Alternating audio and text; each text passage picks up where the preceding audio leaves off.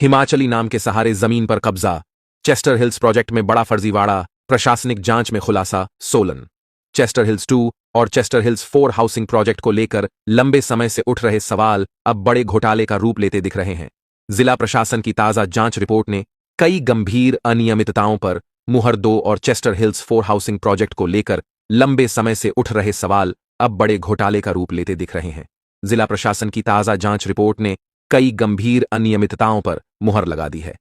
पहले तहसीलदार स्तर पर हुई जांच में भी गड़बड़ियां सामने आई थीं, लेकिन एसडीएम स्तर की जांच में पूरा मामला और स्पष्ट हो गया है। हिमाचली किसान का नाम, लेकिन कंट्रोल बाहरी लोगों के हाथ।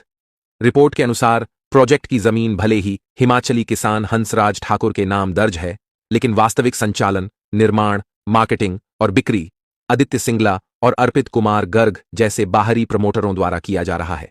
दोनों अपनी फर्म चेस्टर हिल्स और एनजी एस्टेट्स के माध्यम से पूरे प्रोजेक्ट को नियंत्रित कर रहे हैं। जांच में यह भी उजागर हुआ कि हंसराज ने चेस्टर हिल्स टीम को साइट का पूरा अधिकार देने के लिए बाकायदा साइट इंचार्ज नियुक्ति पत्र जारी किया था। इसके बाद सभी फैसले निर्माण से लेकर बिक्री तक बाहरी टीम ही ले रही थी। दस्तावेजों और शिकायतों से मिली पुष्टि जांच का आधार 2 महत्वपूर्ण शिकायतें रहीं। राजीव शांडिल 21 अगस्त 2025, association of allottees Chester hills 15 सितंबर 2025। इन शिकायतों में धारा 118 के उल्लंघन, जमीन पर बाहरी व्यक्तियों के कब्जे और बेनामी लेन देन के गंभीर आरोप लगाए गए। शिकायतकर्ताओं द्वारा जमा किए गए दस्तावेजों में शामिल थे हंसराज और चेस्टर हिल्स के बीच किया गया joint development agreement, Chester Hills प्रतिनिधि पुनीत शर्मा के नाम power of attorney, Singla Garg partnership, deed proforma sale, deed of possession letter, RERA registration. दस्तावेज जांच में पाया गया कि एचपी रेरा पोर्टल पर मालिक हंसराज, लेकिन फ्लैटों की बिक्री चेस्टर हिल्स के नाम से दिखाई गई। कई खरीदारों ने भुगतान भी सीधे बाहरी प्रमोटरों के खातों में किया। पहली रिपोर्ट में भी था धारा 118 का उल्लंघन। 17 दिसंबर 2024 को तहसीलदार की रिपोर्ट में साफ उल्लेख था कि धारा 118 का उल्लंघन हुआ है। यह रिपोर्ट केवल दस्तावेजों पर आधारित थी, इसलिए दोबारा जांच के आदेश दिए गए।